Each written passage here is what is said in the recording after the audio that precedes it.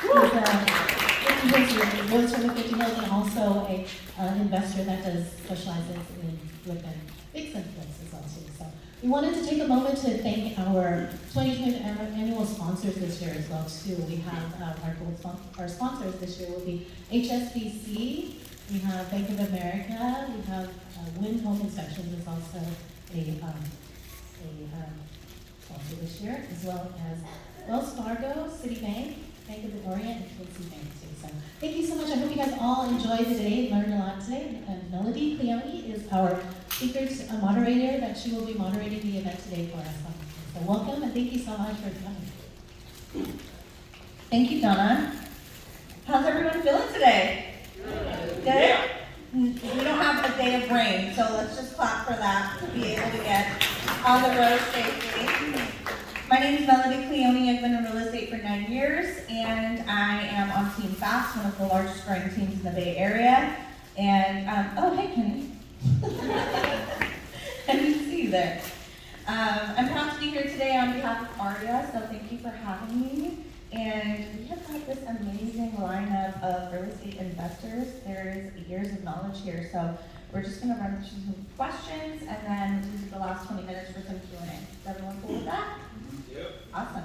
Cool. Awesome.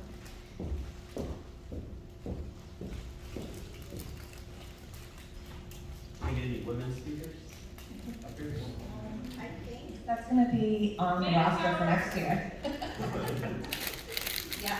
So, okay, let's start with you, Brian. Why don't you go ahead and tell us just a little bit about yourself and how you got into real estate investing? I'm Brian Tran, based out of San Francisco. I have a brokerage called 50 Hills Real Estate. But I always knew that I started off as a real estate agent, but now approaching almost like 9 years in the business, that selling wasn't my route. Like, that wasn't the only route. So I slowly got into flipping. We got into a number of other businesses, but today I'm here talking about flipping real estate. It's a good way to just diversify yourself as essentially being a real estate agent, right?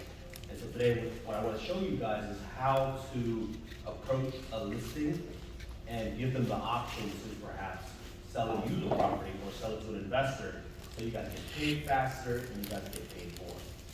So that's my story. Awesome. And what market are you out of? San Francisco.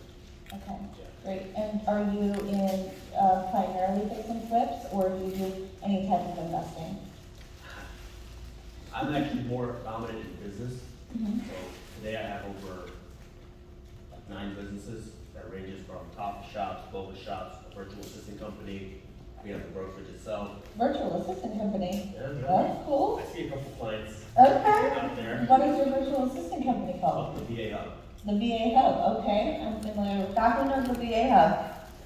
Anyone out there? I'm there. Cool. Awesome. So then we do that, and then so fix and flip makes up like a portion of the pie. Okay. So yeah, And how long have you been in real estate? How many years? 9. 9 years. Okay, awesome. Very cool. Thank you for sharing. Barton, let's go ahead and have you do the same thing. Why don't you introduce yourself, let us know what market you're in, and how long you've been in syndications and commercial. Yeah, my name is Barton. I've been in real estate for about 5 years. Started with single family homes, did corporate housing, Airbnbs, and that was all just local. And from there, it's kind of like, well, how do I invest out of state? How do I go somewhere a little further, but I also have teams? So that's when I started going into more of the syndication model, working with professionals and experts in different areas from Florida, all across the Sunbelt side, all the way to Ohio and Arizona. So actually, from Sequoia Real Estate, Alan Hong is going to give a little shout out to you guys. Is he here? Where's Adam? He's not. Oh, okay. But he's actually one of my partners on our 10-unit West Palm Beach deal in Florida, which is a triple net lease as well too. Awesome. And then we just closed on our Arizona deal, about 124 units in Glendale, Arizona.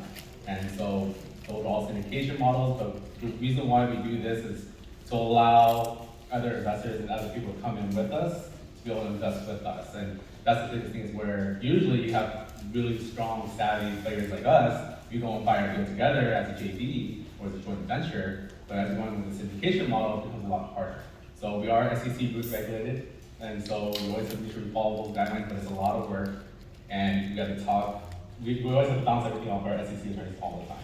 But now, as we're kind of venturing into the future, we're looking into more models in terms of, what's going on in the market, how do we pivot? So we're doing like motel-hotel conversions into workforce affordable housing, and then we're also going into storage units and some other assets also. Awesome, that's awesome. How's the storage unit market right now? Oh, great. Is that booming? No toilets, no plumbing, no tenants, right? Is that like Storage Wars? What's that? Storage Wars? That's part of it. If we ever have one for sale out here, we'll invite everyone out to come and do a little storage wars out there. Yeah, so let's go, like go up to the storage unit auction and like bid your number and then you just get one. You have Yeah. to bring your padlock with you, right? Yeah. That's cool, awesome. Thanks, Barton. Okay, Kyle, why don't you go ahead and introduce yourself and tell us how many years you've been doing this and what market you're out of? All right, hey guys, my name is Kyle Buchanero. I've had my license going on 10 years now. I'm a third generation realtor, kind of grew up around the business, and I mostly work here in the East Bay. So like my background is really in fix and flips, but I've recently started taking it out of state, and I mean really recently. I just got back the other day from Alabama where I purchased a property, and basically what I plan on talking about is what I did to prepare myself for that market, from, taking an initial trip out there, doing the recon on the area, getting to know the market, all the way to purchasing, fixing it up, and getting it all ready for rent. So, yep. pretty much. that's awesome. And you have some family members, I heard, that invest in Mexico, out of the country, things like that. You want to talk a little bit about growing up around that? Yeah, sure. So my grandfather in the late 80s and early 90s, he did a lot of the building out in Los Cabos. And so, as a kid, I watched him build hotels, shopping plazas, houses, condos, things like that. And, it's one of those things that you don't realize that you pick up on until later on in life.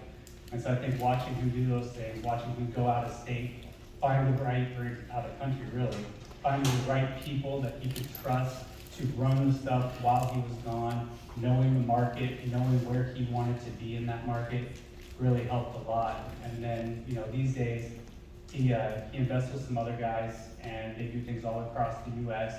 And so I've had the opportunity to sit there and kind of go over some of the marketing packets that they put together when they're going to purchase these. And I tried to use that model, for when I was going to start looking at properties. And so, I am pretty new to investing myself out of state, but I have gotten an education pretty much over the span of my lifetime that I'm hoping is going to pay off here in the future. So Awesome, that sounds exciting. Growing up around that must have been a lot of fun. it was. Yeah, awesome. Brian, why don't you go ahead and just kind of tell us what's the most challenging part about getting into a fix and flip? I know there's a lot of different moving parts, a lot of different variables. Most people are scared to get into it. How did you get into it, and what are some of the biggest challenges you face getting into it as a beginner? As a beginner, the problem is that especially in this market where it's kind of going down, Mhm. so you gotta be really savvy, and then obviously, I see a room full of realtors right here, so we know how to price things, but you gotta buy right. It's all in the buy. Mhm. So when we buy, we used to be able to buy with, let's say, a 20% margin, but now that's not enough because the market is actually going down. So you can quickly lose your profit margin. So now it's like me going in, negotiating a better deal, and that can be very hard, right? It's about how do you make the seller feel comfortable and still selling you a property at a price where you can still make money. And that's a challenge, because, how do you convince somebody to take less? And then the second part is construction costs. People always screw that up. If you don't have the right crew that's gonna be able to do it in a timely manner and do it correctly, you can end up spending a lot of money. And if you're buying these things with hard money, it's gonna quickly eat into your profit. They go like a month over or 2 months over. Delays kill you. Is that where you're doing leveraging hard money? Some, other properties, I try to get seller financing, if that's possible. If you guys know what that is, I get the seller to basically do the loan for me, right? And a lot of these homes, they have a lot of equity, so they don't need the full amount. So I'll probably give them $100,000, they'll seller finance the other, I don't know, 400,000. And then, yeah, at a more reasonable price, because hard money is expensive right now.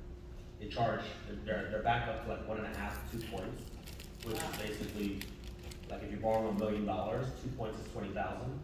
That eats into like, that's a kitchen remodel, right? And then on top of it, now they're charging 10%. It used to be like down to 8, but they're getting a little bit more aggressive, they want to get 22. So it's much more cost effective to get the seller to do it for like 6% or 5%. Because what are they gonna do with the money? Put it in the bank and get 0? You know, And are you able to negotiate the 6%? you can negotiate whatever you want. I'm paying, on one of my deals, I'm paying like 4. Wow. Yeah, one of them, and another one I'm paying 10, but I didn't pay any points. I stretched it out to 10 years. There's, you know, others too. You can basically do whatever you want. So if you understand like how the banks are doing it, and you just basically know how to explain it to the seller, like that's leverage. You don't need money. You just need access to money. Awesome. Love that. And how did you get into the fix and flip market? My brother was doing it, so I got to see them do it. I think he flipped a couple properties with Kenny out there, and I'm like, man, this isn't too hard.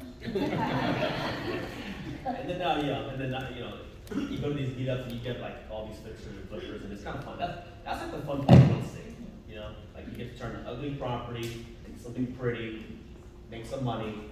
So it was the most appealing to get into. Right. And how long do you usually like to hold on to a flip? Is it 3 months, 6 months, 1 year? Do you like to turn them over fast, like, or take your time with it? Yeah, so my standards are gonna be different than some other people that, some of my friends like to do full guts. They like to hold for at least a year because capital gains gets cheaper. I like to be in and out of projects like no more than 4 months on a bigger scale. Now in this market, I wanna be out in like 3. Okay. Like that's from the day I get the keys to the day I get the keys to the new buyers. And I want it to be done very fast. You must have a really good team. Yeah. What's up? I still screwed up. You know, I screwed up the Pittsburgh deal. That I tried to use free model, right? Because I'm all about leveraging money. I don't like to put my own money in deals. And they put up the construction costs, but they ended up being pretty shitty. And so I'm still learning. And they ended up taking like an extra month, which incurred more costs, which put us in a bad market. We put it into the market, I think, in like November, when I originally wanted to be in October. So that, because of that, it cost me like, it probably wiped out like $25,000 in profit that I was supposed to make. Interesting. Yeah, Tell us more about that. Pittsburgh or Fremont? The Pittsburgh one. Pittsburgh, number one, I wanted to do it number one to make content because I got PGA in there, Okay. right? But, And so it was like more for making content to show. I have a new partner, Ray, who's my, he's like a good friendly friend. He quit his job, and I wanted to get the momentum going for him. So I was like, okay, this is a low risk, right? Like 330,000, sell it for like a little under 5. So it's like, at the end of the day, it's not gonna kill us. Plan B will rent it out to Section 8. So that's why I took that deal down. But normally I probably wouldn't have taken it. I'm in San Francisco, Pittsburgh's 50 minutes away. Like, I had to drive out there during that storm, because apparently it was I got called that the garage was flooding. I went out there with a little puddle, pissed. Yeah, so that's Pittsburgh, okay. yeah. Very cool. Awesome. Love that. And we're definitely going to touch on you a little bit more, but I want to go over to you, Barton. Why don't you tell us a little bit about how you got into commercial syndications and the storage units and all the other things that you do? It sounds like you do some out-of-state investing as well. How long ago did you get into it, and why did you get into it? I mean, I've been studying real estate since like 2006, 2007. And that was when I went to the San Francisco Learning Annex and watched Robert Kiyosaki speak there. And so I was always interested in commercial just because everything that these guys are doing, we're actually able to leverage and bring that together and just do it on a bigger scale. And at the same time, through syndication, we can share those at marginal, fractionals to other people who are limited partners going into that. So it just really helps as a win-win-win for everyone. And I can help my friends, my family as well too, by bringing them into the syndications. Where before, when we do like a fix and flip project, maybe only have 2 to 4 partners around there, right? And some of the techniques you're talking about in terms of like what agents are finding nowadays in today's market, we're able to leverage all the skills from fix and flip to rehab to Airbnb, short-term housing, corporate housing, all together, all in one, and now we can do it on a bigger scale and just be able to disseminate that out to everyone else to be able to take little parts of that. And the reason why I got into it is because I'm always like more of a big dreamer. I like scalable models. And so when we're doing like fix and flip projects, I remember as I'm doing one project, I only had like 2 or 3 partners. And then as I did that project, I had like 10 other friends and like, how can I join? How can I be a part of it, right? Right. You probably all heard this before from our friends and family, like, I've done a fix and flip. Even from my 10-unit apartment deal from a triple net, after I did that deal with Alan, and I think actually some other people here know some of my other partners that are in that deal as well too.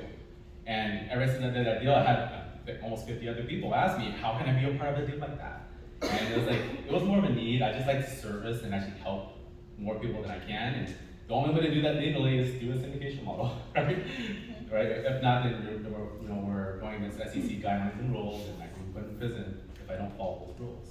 And so, as we do our syndications, we actually step it up one step further. So we actually, from our syndication models, now we're going to a fund model. So we actually got our fund up and running Q3 of last year, which allows me to actually use that fund to actually partner up with these guys here. And actually fund them into their You deals. guys have all partnered up? No, we Oh, haven't. okay. But Okay. I'm saying, for example, this allows me to actually go find a Brian out there in Florida, in Texas, in Right, Alabama. leverage. And now I can go against Yeah. everybody. Sounds good. Right, so There you another go. partner here. There's And some partnerships are already forming, I see. It is, it is. That's great. And that's what it is. It's all about creation and also helping others, but also piggybacking. So now we can work together to collaborate with other investors as well too, all across the country. Right, I love that. And, okay, so let's say someone doesn't even know what a syndication is, right? I assume that most people here are probably knowing a little bit about what it is. But why don't you walk us through, what is a syndication exactly, and how do you get your foot in the door as a beginner, never having gotten into it before? Because sometimes it can be pretty intimidating. It is, yeah, it is.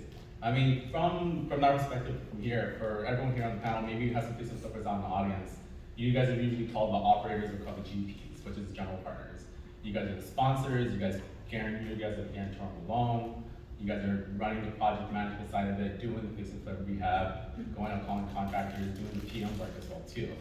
And then as you have that portion, it could be usually delegated in like a 70-30 split. 30% goes to the GPs, with general partners, and 70% goes down to the limited partners, which would be the passive investors. And does this, I'm not sure, because every audience I speak to is a little bit different. So is this over anyone's head? No? We got extra. Okay, just making sure. Because sometimes I'll speak to a lot of newbies as well too, so then I put my PowerPoints up there to throw a little more visuals. So, but that's the reason why, in that syndication model, of course, you're talking about someone who's new. Yeah. Someone who doesn't have a lot of time. They maybe might be a professional, maybe someone like you, actually Brian, you're going for those quick 3 to 6 month fix and flips. You're gonna get those capital gains that are gonna come up, but if you take those capital gains and whatever you're gonna pay in taxes, you roll that into a syndication, you get the depreciation that, well, right now is actually the cost of depreciation, the depreciation is actually going down year by year now. So it's gonna be phased out by 2027, but that's another way to do quick fix and flip projects. Take that capital wherever you're about to pay taxes on and be able to use that. But people don't know these different Right.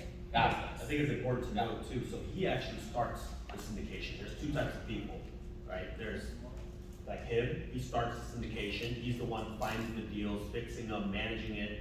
And then the limited partners it can be you guys who have money, and we can put 50,000, you have to be an accredited investors in most cases, right? So that means you gotta be worth like $1 million or make 300,000 or 250,000 over the last 2 years on your tax returns. So he creates them. That's harder for you guys to go out there and do the syndications and create the syndications. It's intricate. You need to. You can go all day into how you do it. But I think for the audience out here, for you guys as realtors making all this bucks on commission, it's important to maybe buy into the syndication if you don't want to buy traditional rentals. Because the traditional rentals, if you were to go buy one, you'd have to, you're responsible for changing the toilets, you're responsible for handling it. The cool thing about syndications is they do it all. They give you back a return, you get the depreciation. Like I've invested into one last year actually, because it was just, I didn't want to buy any more rentals. It's just, I don't have time for that stuff anymore. Yeah, and you're working on all these fix and flip projects. And now you have extra capital laying on the side. Why not put that to use, but not use more of your time? And I think that's the biggest thing with syndications, that if you don't know what it is, that's why I created Hospi LLC, which is actually stands for Helping Others Scale and Passive Income. And so what we do is we actually do a training module where we actually hop on the phone calls with you. We'll do group sessions and actually teach everyone how to get into certain asset classes, whether it's apartments, storage units, student housing, whatever it is. So that now you as the investor can be a savvy investor, right? And that's the biggest thing. We don't want to take an investor where they're kind of on the fence, they're not really sure, but we take your hand and we kind of guide you through that process as we go out there to find lucrative deals. I love that. And so walk me through this part, because I'm sure other people are wondering this too, is how are syndications chosen? How do you pick the right one? Is there a formula, Excel spreadsheet? Like, give it to us in language. Well, the syndication can literally be for anything. I mean, syndication can go from real estate, syndications. What I do is more real estate syndications. Okay. So they're more in hard assets, but there's syndications for venture capitalists, open up a business. It can be for anything, even for the other side businesses of opening up like a VA hub or virtual assistants, but for real estate in general. Yeah, let's just say like for real estate. Real How do estate? you choose a real estate syndication? So the main thing we have are the operators. We're trying to look for the Bryans out there. We're trying to look for, the experts in their field that all they do all day long is apartments, right? So we actually negotiate with those operators specifically, and we're doing all the hard work actually. Me as the fund manager or syndicator, I'm the one actually doing all the hard work to vet them out, get all the information I need to. Then I take that all into a nice little PowerPoint spreadsheet, and then I send it out to my LP investors. Oh, I see, okay, and then what's the minimum required investment for a syndication? Is it $1 million? Is it $500,000, $100,000? Yeah, typically it's about $50,000 minimum, usually to start. That's way less than what I thought. Way less than what you thought? Yeah, because I was thinking like $50,000, Oh, well, I mean, the deals that we're going to when we're doing a raise can range somewhere between like 3.5 million up to like 10 million, right? And that's just only for the capital. And so when we're actually doing that, we're actually pulling together. Syndication allows us to go to get like 100, 200 different investors, putting in about $50,000 into that to come up with that amount. Versus us going to finding a big player or maybe like a family office or anything like that to be able to get those funds. That's really interesting stuff, and I feel like I definitely want to talk to you more offline about this, because this is really good stuff. Did anyone just like get a few nuggets out of that really quick? Yeah, you did? Alex, Liv? Yeah, because I definitely think this is very interesting stuff. And we're gonna circle back, so hold your thoughts. Kyle, talk to us about out-of-state investing. I know you said you just got back from Alabama, was it? Yes. What's your most recent deal that you can talk to us about? So, I just purchased a house out in Alabama, and so for me, what was important is getting to know the area. So I went over there in November.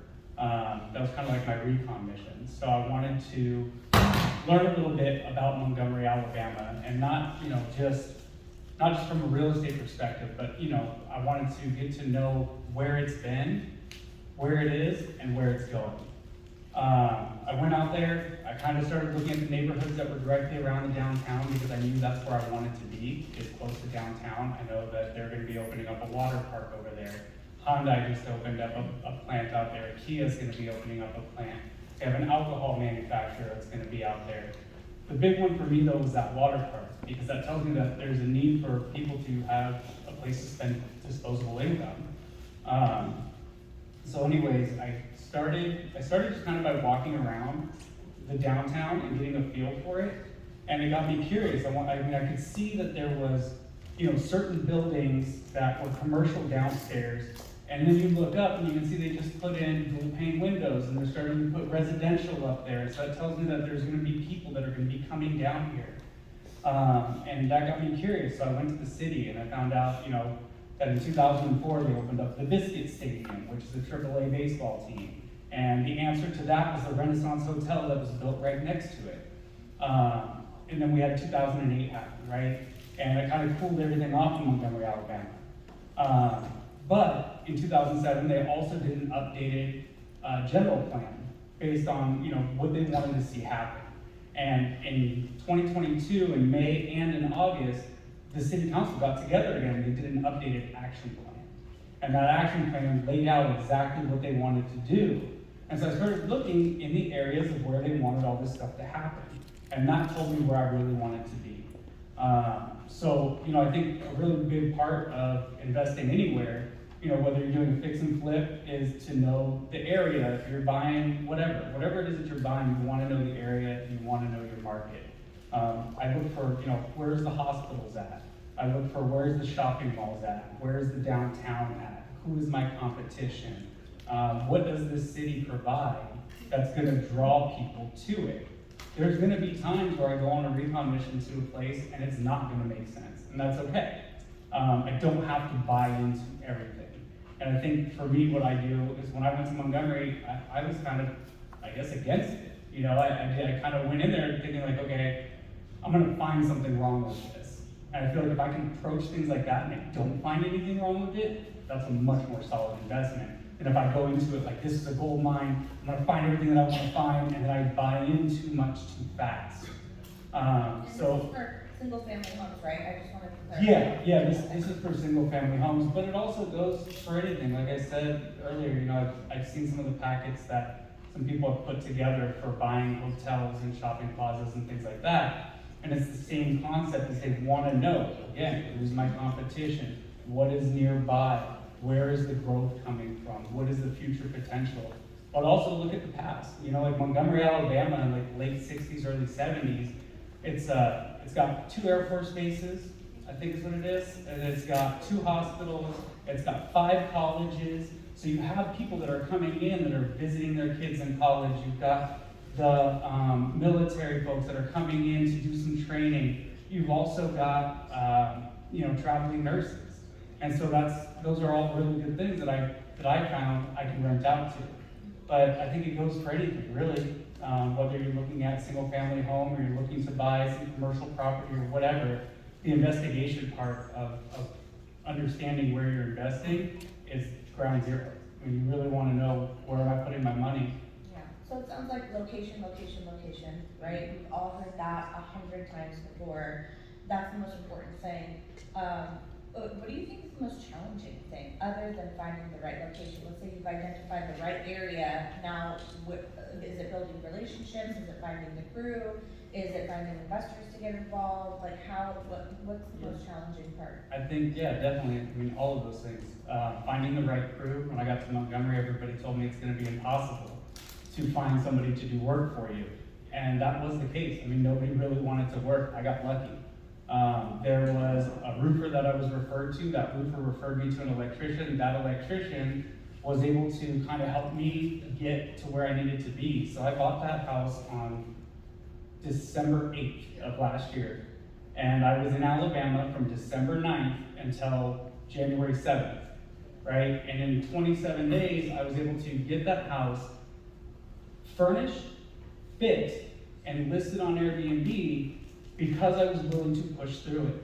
But there was moments, like in the middle of it, where I don't know people there. I have no idea what I'm doing. Is there self-doubt sometimes? Yeah. But what I've learned is if I can relax into the discomfort and just keep moving forward, everything's gonna be okay. I mean, I've run the numbers on it. The numbers don't lie. You know, it's really, really important that I just remember when I'm in the thick of it, just keep going. You know, don't doubt myself too much. At some point, I have to trust all the research that I've done, all the numbers that I've run, and just go for it. You know, I think that's really the big thing. If you do the right research and you run your numbers, you know what you're doing. You know, the rest is just making it happen. But yeah. So walk us through this. So you identified a location that you want to be in. You flew out there. You checked it out, and then found the right property. You ended up creating connections with different handymen, electricians, roofers, people like that within the area, and you purchased, flipped, and relisted the property in 27 days? Yes, I didn't really list it, but yeah, essentially my flipping, yeah, essentially my experience with flipping homes really helped me out a lot, because what I do is I find things that are dirty, you know, they need love.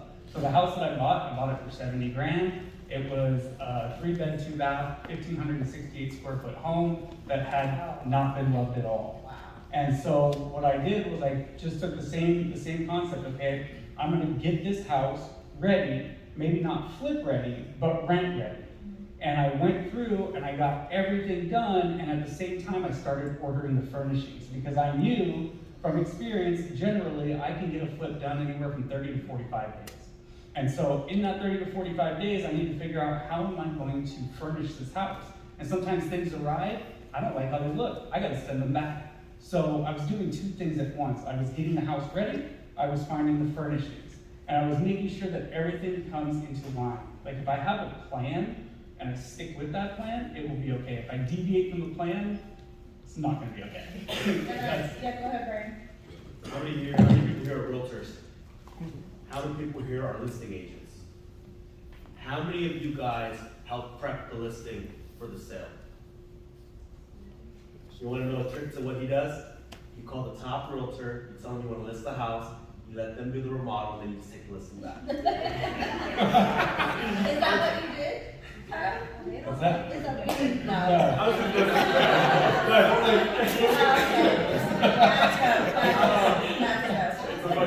check this out. You guys can do the same thing. It's called top realtors. They got vendors. They got people that are like, chances are, if you call somebody from my team, we got the hardwood floors guy, we got the painters, we got the roofers. Save yourself the trouble. You guys just call them, and most of the time, if you use a realtor to help you buy it, they got vendors. Yeah, I mean, that's literally what I did. I just went to him for the roofer. I mean, real estate agents, we know people, and then once you get to, once I got to the roofer obviously is gonna know electricians that he's worked with, plumbers that he's worked with, things like that. So just making sure that you have a solid connection from the beginning. So you purchased it for $70,000. How much money did you put into it, and what did you relist it for? So I didn't relist, I actually have it on Airbnb. So I kept it as a rental property. Okay. I furnished the whole thing. I think total I went to it for, I think it was $135,348.15. Wow, you're not I calculating at all. think it's actually, it's in my phone somewhere, if I recall correctly, that's about what it was. But I'd say like 25 grand of that was in the furnishings. And do you pay a designer, a team, do you have a crew? How many trips did you have to go, like, how many trips did that take if it goes up to 27 days? Oh, I went one time and stayed for 27 days. Okay. I was You just, really didn't leave. no, I mean, Colin over here in the back, he was there with me. Ronald, he's doing the same thing. Those two are, even Jessica, they all got me I'm into gonna say this. something. Whoever tries to do the same thing that Kyle did is just crazy. Kyle is a different animal. I mean, and he said it right. He stick to the plan and he didn't deviate from it. I mean, Yeah. I have 3 kids. I have properties in Montgomery just like he does. But I can't do that. I have 3 kids. I can't take off for a month. Don't ever say I can't. Yes, you can. I believe in you. I won't do it. Okay, that's better. I won't do it. So do you primarily just list out, invest out of state? Have you ever, had an experience where you did invest out of state and it went really wrong? No, so like I said, I just started investing out of state. My idea has always been to make California money and take it out of here and invest it somewhere else. I mean, the amount we get paid in commissions can buy an entire house in Alabama, right? And so, or 2, yes. And then, so the idea is, you don't want money sitting in the bank. You really want to invest it as best you can. And for me, growing up around real estate, the best investment is real estate. And that's, for me, I'm not a big stocks person. I can't see it, touch it, feel it. At least if I were to lose a house, I could drive by it and say, I used to own that. That was mine, right? Like, what is the stock? I can't see that, touch it, feel it. It's not tangible. Yeah. So the tangibility is I have a important. question. Totally. If you buy like your Montgomery home and you fix it in a good market, you bought it for 70, it cost you all in all 123. How much can you flip it and sell it for if you wanted to sell it? That's a good question. So I actually had one of the neighbors come up to me, and her sister might want to buy it. So, yeah, the day that I was leaving, this woman walks up, she goes, hey, how much for the house? I said, oh, it's not for sale. She goes, well, how much for the house? I was like, I just furnished it. I don't know what you want from me. So I gave them a number at 175. I think the comps are probably like yeah, thank you. Yeah. 15 cents? Because I bought the same rehab, my father around the same price, same rehab, got her place at 134, we pulled out with 9 grand. Oh, Yeah, wow, okay. So she's gonna be selling her property for cash, and her sister lives across the street, the whole family lives there. And I told her my sell to you price is 175, so if she wants it for 175, she can have it. If not, I'm gonna rent it out. Okay, cool. So rapid fire, what's the most challenging part about doing this? Just pulling the trigger. I mean, really, that's all it is. I mean, it's terrifying when you go into something new. Yeah. You know, I mean, I didn't know anything about Montgomery. Sure, I know how to flip a house, but I didn't know anybody there. You know, I mean, it's just that commitment. Like, I am gonna do this, and no matter what, I'm gonna get to the end of it. And there's gonna be moments in the middle of it where you know, I mean, it happens in flips too, where you're in the middle of it, you're like, there's so much happening, and you can have this moment where you're like, this is all gonna fall apart. I am like one thread away from everything just going like this. That's the moment where you take a deep breath, you regroup, and just keep going. I love that. Just take the risk. Yeah, just take the risk. I think the hardest part of it is just committing. Yeah. I mean, just like anything in life, the hardest part is commitment. Once you commit, you're in. Yeah, that's right. Yeah. Kind of like marriage. Right. Earlier you were talking about how the market is going down, right? So let's touch on that a little bit because I'm sure everyone has heard a lot of different stories. They're reading the news headlines. They're, you know, on Twitter, Facebook, Instagram, and they're hearing all these horror stories. What's your take on the current market right now? It's too early to say. Even today, I mean, I'm still in tune. You know what's going on. We have like packed open houses. You know, people are setting offer dates, but it's too early to say what's going to happen because the buyers are out there shopping and looking, but they're not writing the offers yet. So they're on the sideline. So the reason why I say it's better in flipping, it's better to speculate down than up. Because up, great, you make more money. But I have to assume that the market's going to do worse because, you know, I'm racing against the clock. Yeah. If I assume that the market today, let's say I buy a house $1 million, the ARV after fair value is $1 million, but I underwrite the deal at 900. So let's say the market goes at 50,000, great, I still make money. But if I had underwritten the deal at $1 million and it goes down to 950, I lost $50,000. So that's why I have to kind of be, in flipping, you have to kind of, it's better to speculate down than up. Right. And as far as the market goes, I don't know, who cares? Up, down, left, right, you guys all make money. We're commissioners. And also, Okay. the best investment above all this is yourself. Like if you got skills, you'll make money in a down market, you'll make money in an up market, in a flat market. Kenny will tell you, like, when the REO did, like Vinny and those guys are still making a boatload of money. Okay. So what would you say then, you know, since this may be a weird time in our marketplace, we don't know where it's gonna go, no one has a crystal ball in front of them, so would you say right now is still a good time to get into a fix and flip? If you know what you're doing, again, invest in yourself first, invest in the skills, I would say yes, because, like, okay, let's just use an example. Lafayette, average home here is probably 1.7. If you could buy a house for $1 million, is that a good deal? Absolutely. Right, would you pull the trigger? So try to find those deals. And if you're thinking that it doesn't exist, that's a lie, because they're out there, and you have to feed on, it, you know, you're helping people out. Most of the time, most of the homes I buy, I'm helping people get out of either a bad situation or they need the money today, not 45 days or 60 days. So you're still able to find some deals.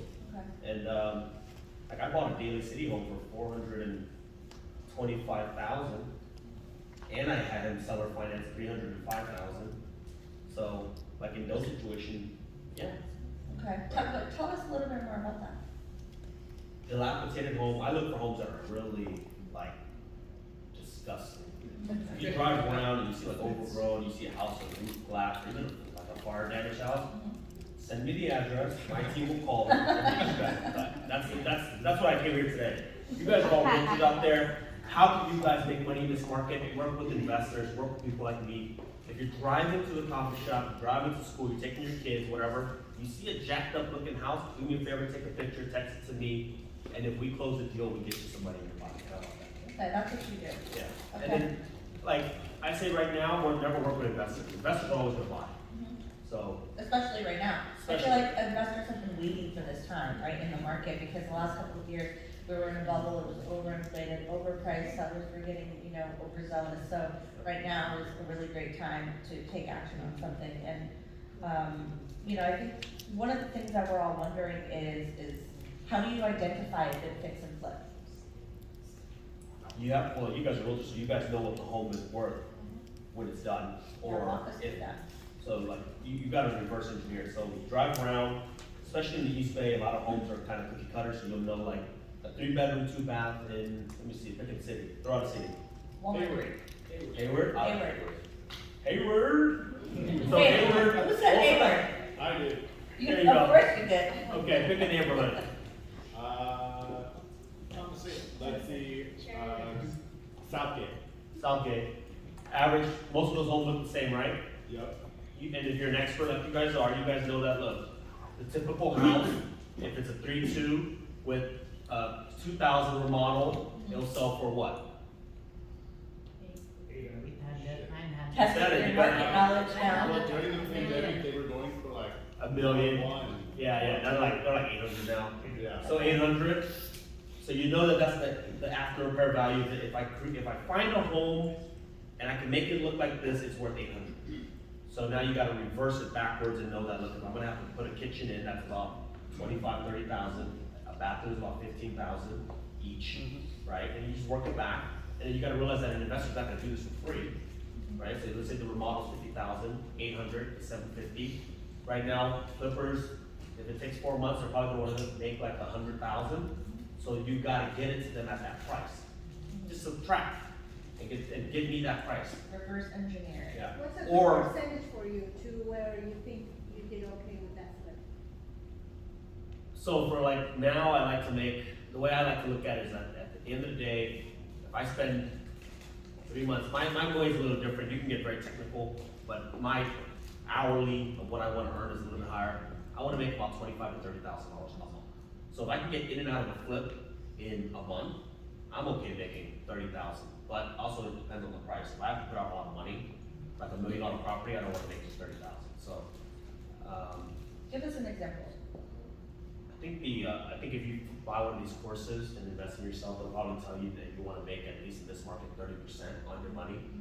So I'm in it, simple math, if I'm putting in all in 100,000, I probably wanna make 30,000 on that flip.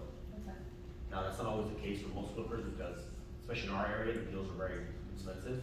But how much would you guys have to make? You still flip? Yeah, I mean, it varies, like you said, from house to house, but it kind of depends on the market too, like, is there a bunch of things that are happening out there right now? Can I get a bunch of flips? I've got it down where I do mine in about like 30 to 45 days, and I can have it back on the market, so for me, the 30 to 45 days, like you said, if I can make 30, 35, 40, sure, no problem, like, I'll do those all day long. Yeah, I mean, this is challenging right now in this market as well too. So, but that's the reason why like you're approaching the creative finance novation agreements is also something too as well, right? So novation agreements, seller finance, owner finance. Now you come a little bit less out of pocket. You can go into that $100,000, still make that $30,000 per month of whatnot, right? Here's the cool thing, if you guys get really good like me, I'm in it no money. Like all my projects, none of my own money. Do you find other investors to come in with you? It's seller financing, and then I'll get second lenders, second people, like Kenny has an extra 100,000 laying around, and give me some money. Okay, can you define that? Because you said no money. I mean, you're gonna have to pay some sort of Oh, it's interest. somebody's money, it's just not my money. Exactly, but Yeah. that's my point. I mean, you're gonna have to pay what, 10%, 12% of that So I money that factor you that borrow? in. I factor all the costs. So if my holding cost on a property is 10,000 a month, I'll factor that into the renovation cost. And so at the end of the day, if everything's all paid out and I make that 30 grand, I'm good. Okay. And so the cool thing about that is that, we're always taught to get a return on our money. So if I make 30,000, but I'm out no money, and I literally, don't go to the property, and I don't have to do too much work, because I don't pick up a hammer, I don't. Yeah, so that's like infinite money, right? That's kind of how. So talk to us about a real world situation, where a flip was a complete disaster. And how did you end up dealing with situations like that? Because as we know, I mean, you guys watch the shows, right? Like Fixer Upper and all those things, it's not all 27 days. It sometimes can be. Knock on wood. Haven't taken an L yet. Nice. But because I'm conservative with my numbers, I don't speculate. We have like one right now that, worst case, I'll probably make nothing, right? But I got some sick content. You Jake? And so, that's worst case, we're gonna make some money. Yeah. We're gonna make some money. Talk a little bit about the seller financing part of it, how you put your strategy getting those sellers to agree to that? Or just- It's actually kinda easy. Is it, yeah? Right? Because, look at it this way. You got, like, let's say you inherited a house, and you don't, and it's like, you know, it's paid off. You can, if you were to sell the property today, you're gonna pay capital gains, you gotta worry about all that stuff. So that gets taken out by taxes. But then what are you gonna do with the money? So I asked the seller, I said, hey, you know, if you were to walk away with $500,000 today, what do you plan on doing with that money? Put it in the bank. Oh, so you don't plan on buying anything big, any houses or anything like that? No, we're just gonna put it, stash it away. Cool. How would you like to be the bank? What do you mean? How would you like to make 5, 6, 7% on your money, interest only, and when we sell the house, we get the lump sum? But during that whole time when we were modeling it on the market, you earn 6 or 7% on your $500,000. And you write it down, right? 6% on 500,000 is $30,000 a year, divided by 12, they're making about 26.66 cents income. And when I'm done with the property, not only have you made $2,600 a month every single month for, let's say, 10 months, but you'll get your $500,000 back. How does that sound? See, when you explain it that way, it becomes like, yeah, no brainer, right? You can put it in the, you know, in the bank or nothing. Even if you put it in a CD account, you're probably going to make 2.6% if you're locked in for 6 months, 12 months, 14 months, whatever they're asking now. So that's how I do it. That's I a educate. good question. Yeah. To add to that, it's kind of one of those things where, do you want Wells Fargo and bank to make that money? No, they're spending it, right? And so you're doing them a favor. You're saying, instead of them getting the money, you're gonna get the money instead. And that's how I used to negotiate creative as well too, so I do a lot of creative stuff as well. Well, That's a dream. Yeah, trick. These guys heard it. I got people like, my nephew's Brandon. Brandon's cash rich because he doesn't buy expensive stuff like me. So I call him the Bank of Brandon. So let's say, Wait, I'm not done. sorry, keep going. See, give me a name. Give me a name. Whose name up there? Randy. Randy? Randy, are you here at the show all the time? Gary. There you go. Gary? Yeah. All right. How would you like to be the Bank of Gary? Damn it, Gary. You're the rich guy. The bank's always make one. Yeah, you feel good. I do that to Brandon all the time. I need 50,000. I'm like, hey, Bank of Brandon, I need 50,000. For what? Come on, I'm gonna give you 10% interest. And it's like use them like a credit card. Try that. Try that on your friends. You need money, just ask them. Hey. At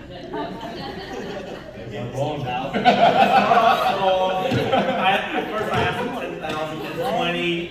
Now my line of credit with him is like $150,000. Hey, Kenny just rejected us.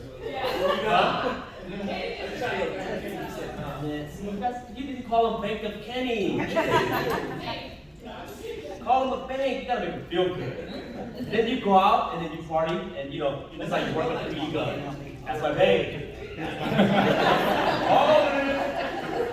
And then they get used to it. Then you feed into their ego like, oh yeah, I'm the bank. I'm the bank. I think there is a lot of value in what you're saying though, because, you know, like for myself, I've said it before and some people here have heard me say it. When I'm driving down the street and I see houses, I see people's bank accounts.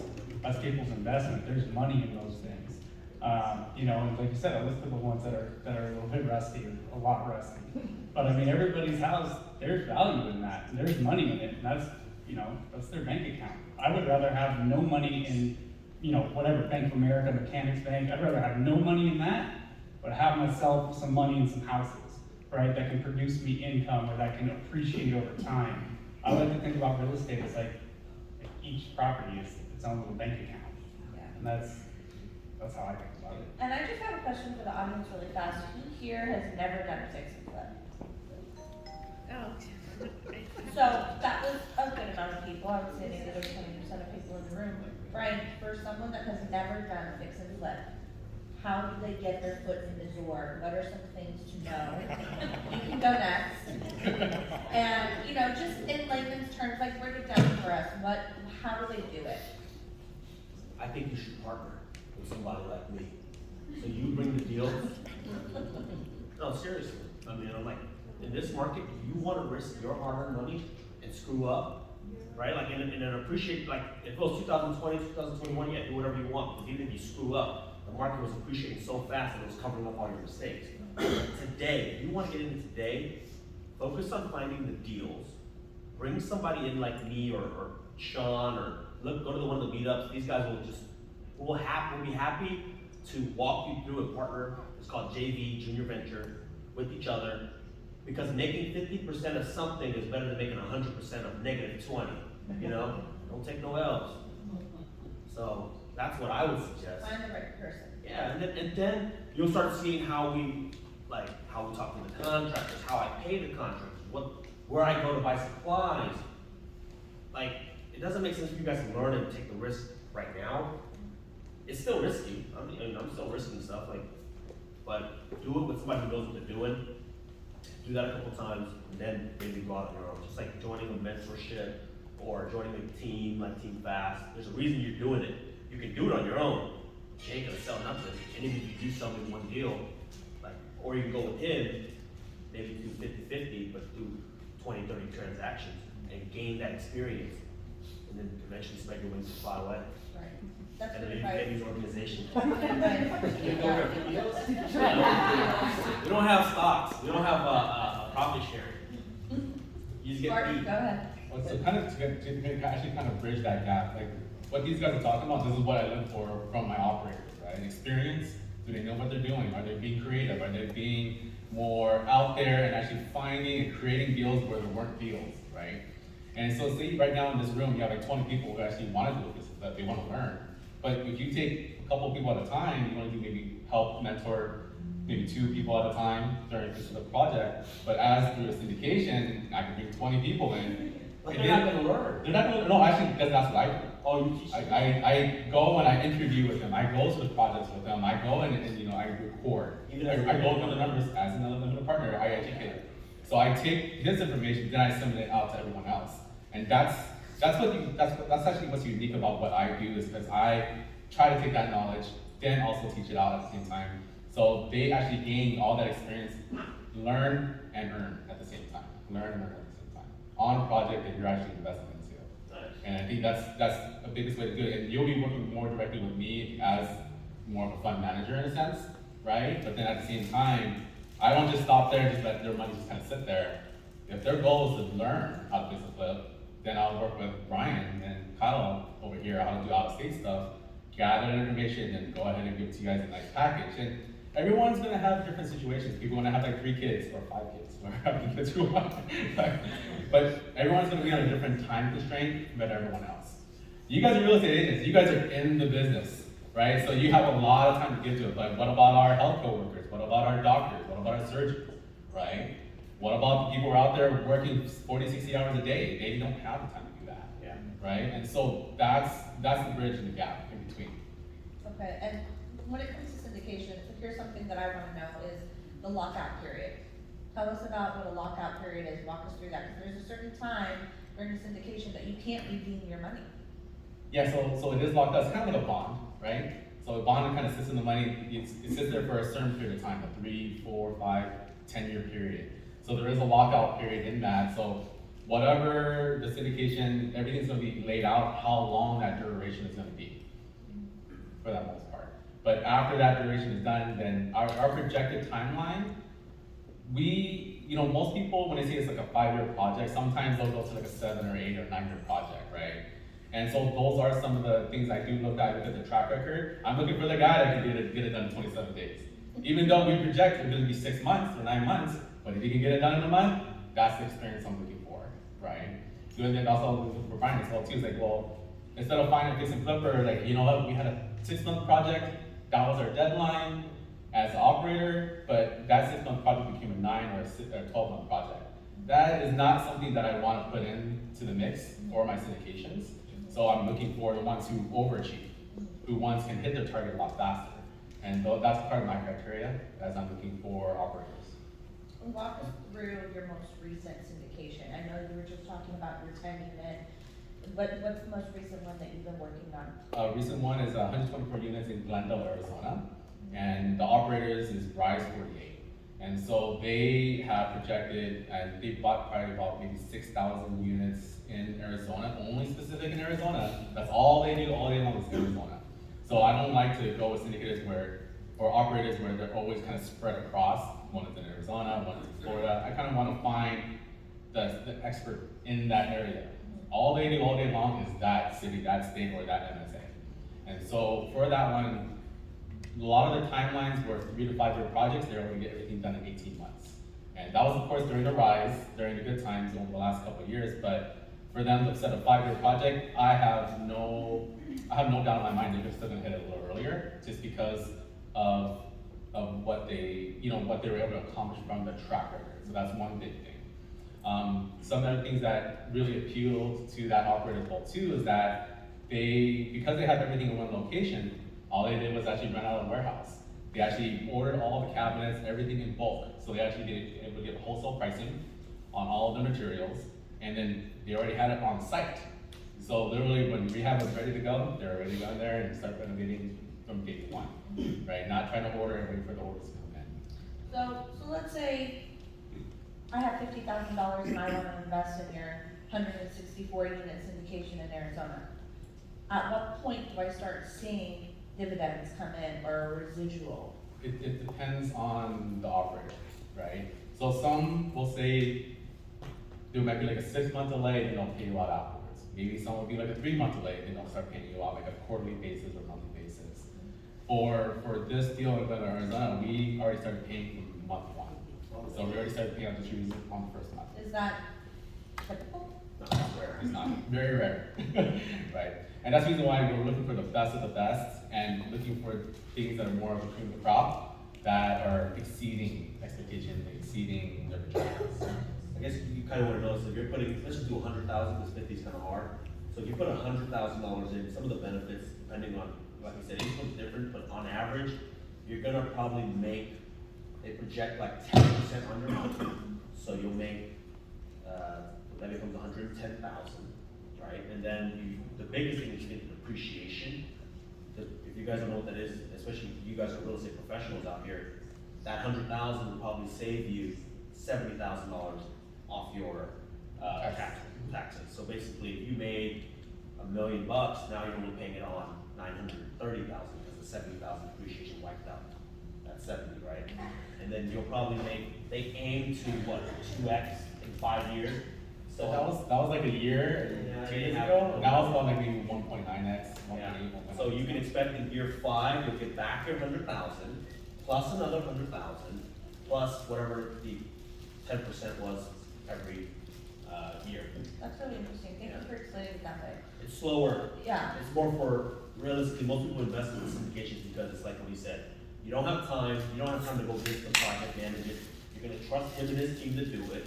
You're gonna put your money aside, you're gonna get a break on your taxes, you're gonna double your money in 5 years, and then you're gonna earn something better than the bank. But you're hands off, and you're right, it is a lockout period, because if you need that $100,000 back, you don't have any control, right? You can't tell him to sell the property and give you back your money, he's just gonna be like, no. So let's talk about that really quick. Liquidation and distribution. How do you handle that? How does that work? Walk us through a real world story. For mine, there's different ways to do it, but for mine, I have a portal that all the distributors actually go into, and then the investors can actually go out and take out their revenue or their actually monthly distributions as needed. But then as we hit that horizon, right, when we get to the 3 or 5 year mark, when we do exit on it, then they can go ahead and take out that full amount from that. Okay, so Grant Cardone sends checks. He sends checks. Actually, for my first distribution, I always like to give my investors cash. Oh. Just for fun. wow, okay. Social media content, right? There you go. There you go. I mean, there's a lot of different things you can do with that, but yeah, that's one of the biggest things is that as you get into a deal, you can't take distribution from the portal. you're relying on the experts to do their work. That's the reason why you get that, a little bit of that carve out for doing the work. But then now you can sit back, kind of enjoy, just like kind of what you mentioned in terms of like liquidation. So usually for first-time investors, that's the reason why I always have to talk with my investors first and interview them. It's like, is this your life savings and you want to put all this into this deal? Then that's not the person that I want, right? Because what if something does happen? What if it's a rainy day, right? What if something happens, they get COVID, they're in the hospital? What if they're stuck in the floods out here, right? From all the rain just happened recently. That they're not gonna be able to access it. So usually I like investors who use their 401ks, self-directed IRAs, Roth, and retirement funds, so they can grow their retirement fund to $1 million, $2 million, but just in a faster way than it would with just sitting in the market. And so, you talked about a horizon period. We're not talking 15, 20 years, 5 to 6 years and you're out. Yeah, usually, well, right now with the market the way it is, it's gone up to about 5 to 7 years now Okay. for most apartment deals. Okay, got it. And are you primarily doing California or outside the state? We're doing out of state. Out of state, we're actually looking for some stuff over here in California. The numbers are just a little harder to pencil out, but we're always looking, because I always like to get something in my backyard as well too. Yeah. But we're in Ohio. There's actually one we're looking at. We're looking at a 260-ish unit. That's a Motel 8 and another hotel that we're looking to convert to affordable housing. Okay. A Motel 8? Motel 8. Okay. And they're struggling right now too, so yeah. Is there anything you'd like to add to that, Kyle? Don't stay at a Motel 8. I mean, I don't know, so like, there's a couple things, right? One of the things that I saw that somebody's doing in Montgomery, Alabama is kind of what you had said. There was this old building, and this guy is taking it, he's taking all the brick off of it, he's gonna turn that old building with its infrastructure into a hotel. So sometimes finding like that motel that you can convert into something else, or finding a building that you can convert into something else, using the existing structure is always a good idea. Diversifying, I think, being in a hotel is awesome. I mean, you get tons of depreciation from that, from like the furniture. I think it's a 5-year depreciation on the furniture. So I think things like that are really important. And also, I think, this is a whole different subject, but I think one of the best things is to recognize what you're good at and what you need help with a lot. Like I realize that I know only a little, and I can only take myself so far before I have to rely on other people's experience. Whether it's, Jessica, who was in Alabama long before myself, who I've been on, for the Airbnb knowledge. I have Colin back here who really helps me. I mean, I can do numbers in my head in a really weird way, and it generally works out. But Colin knows how to do those. He's got spreadsheets, and he's got things like that. I am not that guy. And so I think, being able to collaborate with people, being able to recognize like when I can't do something or when I'm not as good at something as somebody else, and partnering with those people really helps me out a lot. It's okay not to know. There's a lot of stuff that I don't know, and I have found that when I lean into that, or when I can admit that I just don't know how to do this, I need help, and going to that person, that's huge. That's how you learn, right? Yeah, exactly. Like I remain teachable. Yeah. It's on the grand scheme of things, like I don't really know a whole lot. I'm just learning, Yeah. And back to what you said a little bit earlier, you're doing this on your own. It's not like you have multiple different investors going in on this with you, right? So this is mostly, are you leveraging hard money, seller financing? So so right now, like I've got a hard money loan on that property. My goal is within 6 months to cash out refi on the property, pull all of my money out, and I'm just playing with bank money, and then I take that other money and I move it forward.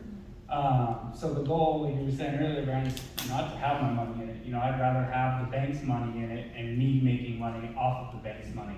They're still getting their interest on it, but now I'm making money off of what they've given me. And that's the goal, is to, you gotta put some cash down at some point. You have to play the game at some point. But looking for an exit as to how you can get your cash out of there and really have it on them is a huge way to go. But yeah, speaking of exits, how long are you holding on to these out-of-state rentals or Airbnbs? so my goal is not to own anything more than 10 years, and here's why. I buy them sweaty, I fix them up, I rent them out for 10 years. say, like, I just put this new roof on, right? I could sell that house and say this roof is only 10 years old, it's a 30-year roof. I can, say, we refinished these hardwood floors, we did this bathroom, it's only 10 years old, but then after that, things start needing work. So for me, it's, hold it for like 10 years and then sell it before it starts needing more work. I don't want to go putting my money back into this investment, right? I want to make as much as I can off of it, sell it, and move it forward. What's your biggest goal for 2023?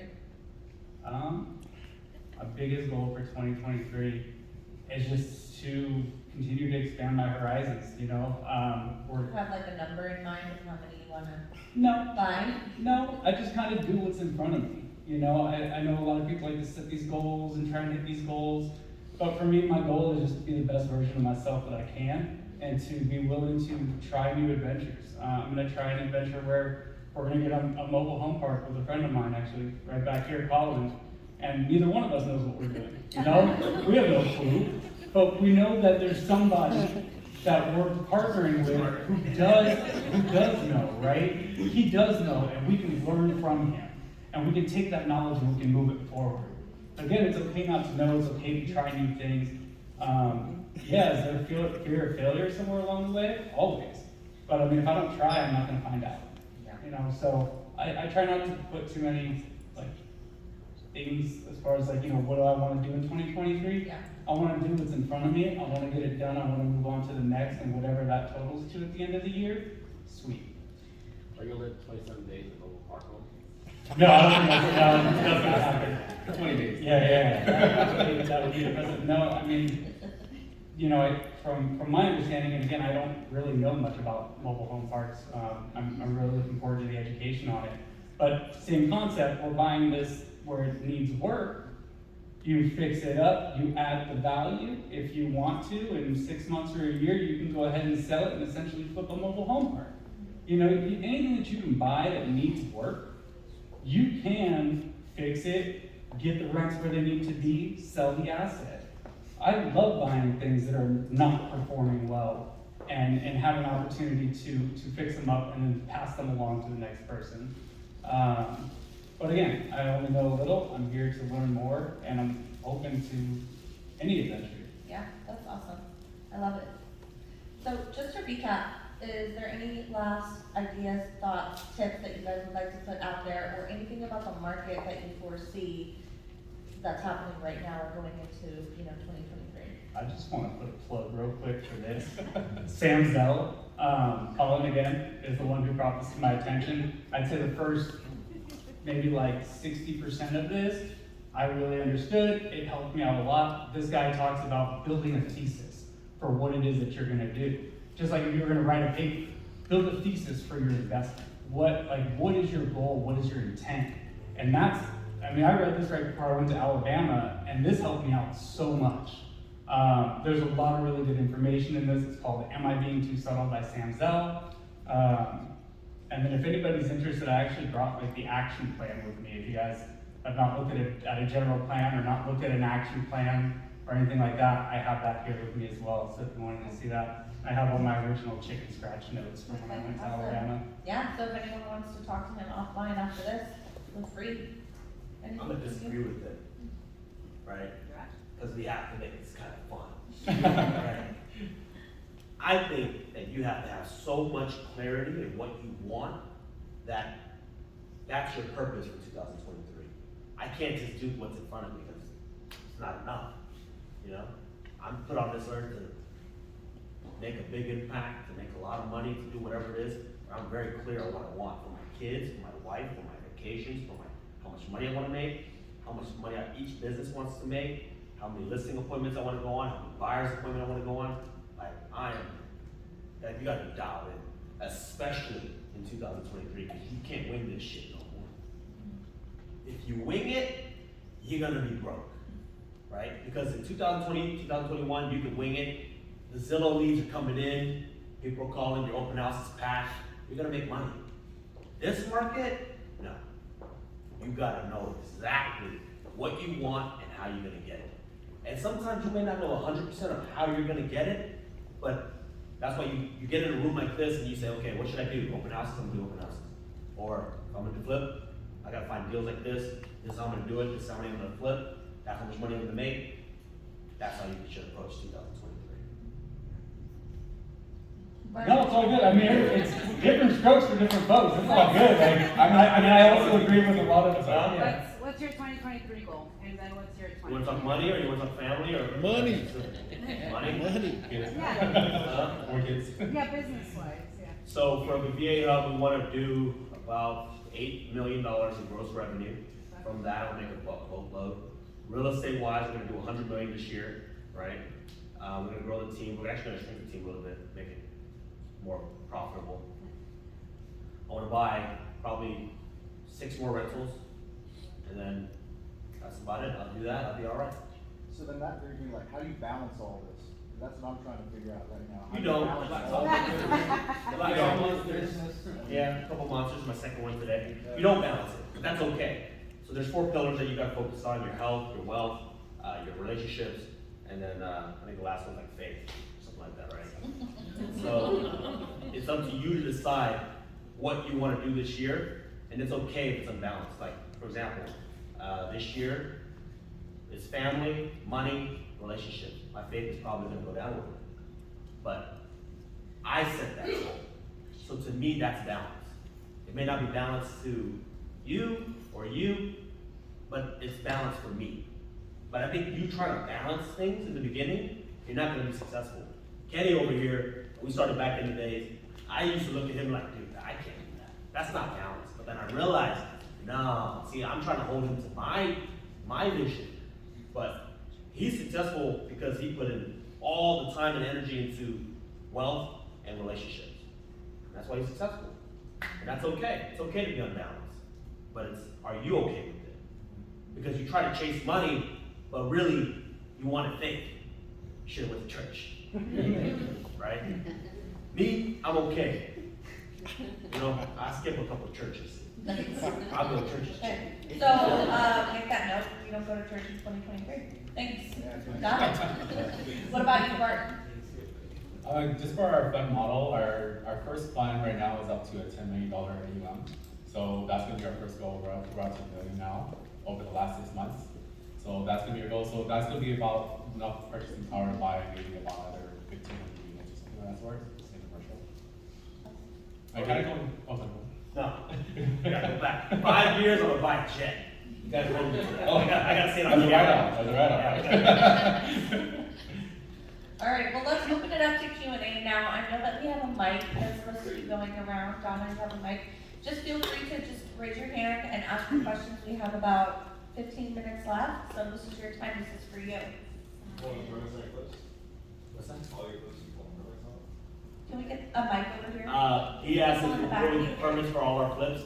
In the past, I would pull some and some not, but in this market, I'm pulling because we're starting to see that the buyers are very picky, and they want to make sure that it's like pristine property. So we're doing permits for all the flips now.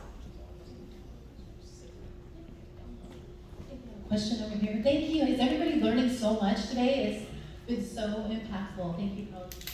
I don't need a mic, but question, I don't know if one of you two talked about when you do a flip, you have to pay capital gains if you don't go over the year, right? Because you can't do a You pay more. You pay like 40% if you flip it within the first year. Okay, it doesn't really matter how much you pay, right? But like, it actually does matter because you mentioned that those capital gains that you're gonna pay, you can use it in a syndication. Can you actually talk in more depth about that? Because I didn't know about that, and now I'm learning this, Yeah, and I'm in the middle of a flip as we speak. So I would love to like talk to you after and maybe roll my. I mean, this is a great question for everyone, so that's a great question. And not many people know this. It's a pretty advanced technique, right? Especially for fix and flippers or people in the business. That Can I add something? My goal in 2023 is to pay 0 taxes. That's my bigger goal. Like Jeff Bezos. No taxes. Buy more real estate, right? If you think about it, when we go back to like Donald Trump, even during his presidency, and also for Jeff Bezos, everyone kept, going on them like, well, how can they pay no taxes or little to none? It was their real estate that actually killed it. And so they were actually able to take a depreciation against their real estate. I think Donald Trump took his depreciation against his Trump Towers, is what I saw, right? And then And then, that's the reason why Jeff Bezos for Amazon, he kept buying all these warehouses so he could write off the asset for that. So then now he paid little to no taxes. Did you have to hold it, well, because, did your flip take a year or less?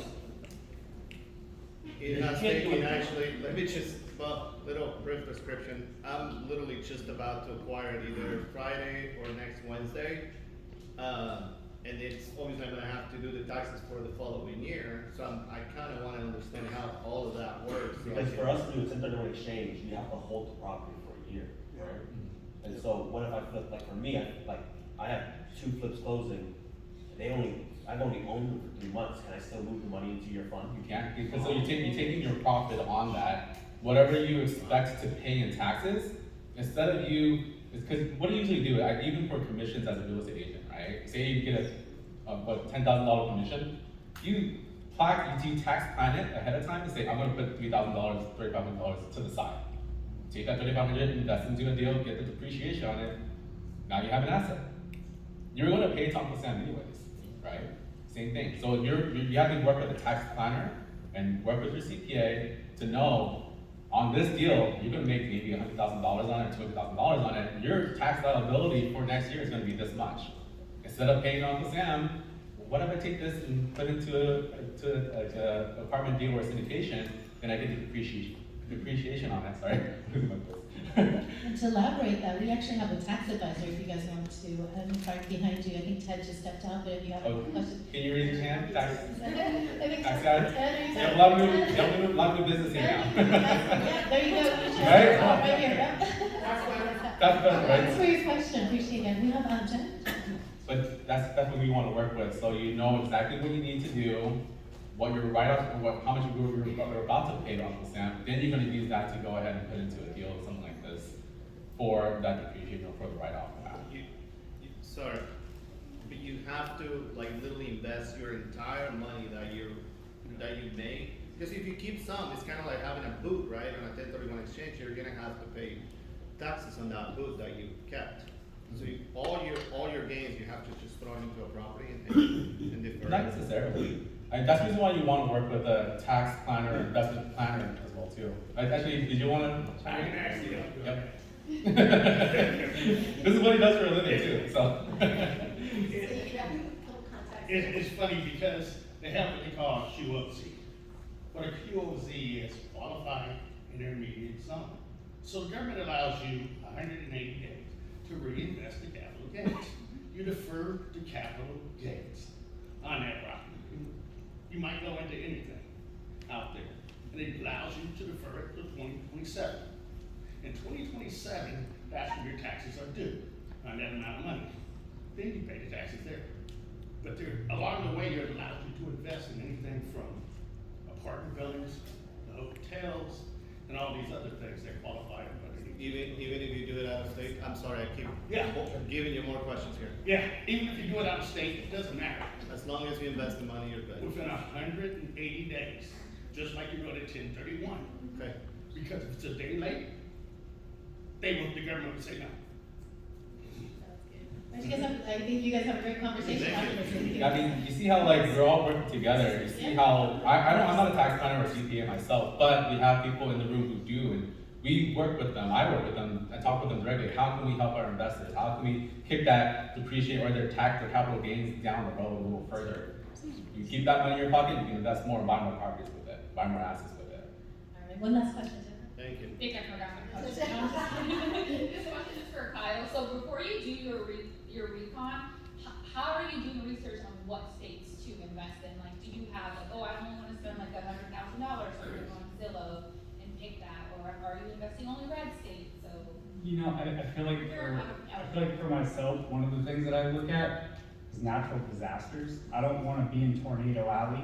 I don't want to be on the coast of, the Gulf Coast where they're getting hit with hurricanes all the time. I'm gonna have to deal with that kind of stuff. So that plays a huge factor for me. Also, it really doesn't matter where I invest as long as the numbers make sense. Like, that's what I like about numbers, they don't lie. People do. Yeah, people do. But I mean, the thing is if the numbers make sense, I'll invest in it. I don't think that there's anywhere that I wouldn't. as long as I have an opportunity to go there first, for me, I have to buy what eventually I'm gonna need to sell, right? Like when I went to Montgomery, Alabama, I stood on the corner where you had Rosa Parks bus stop. They started the Civil War across the street. I looked to my left, I could see Martin Luther King Jr.'s church.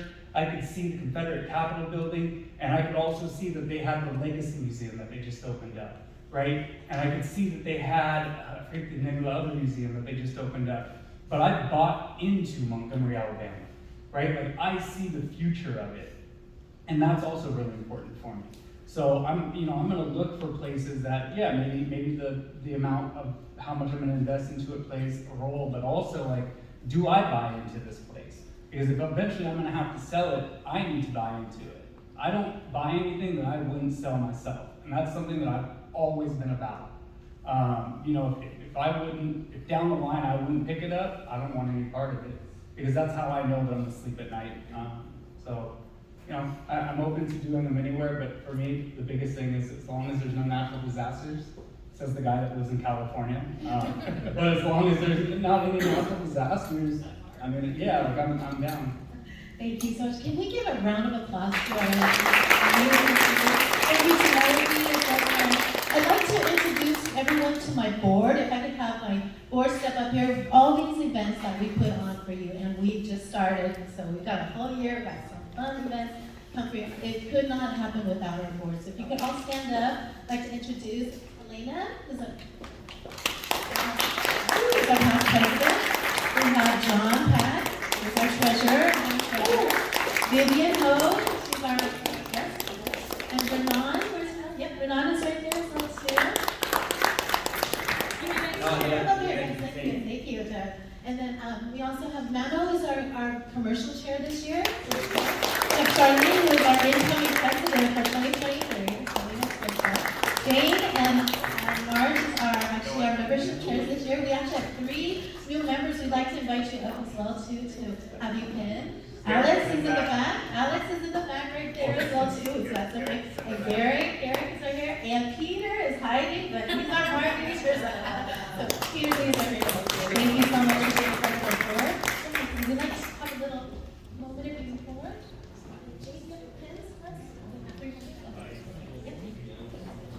So Kyle, on behalf of our neighbors, we want to thank you so much for coming. Thank you.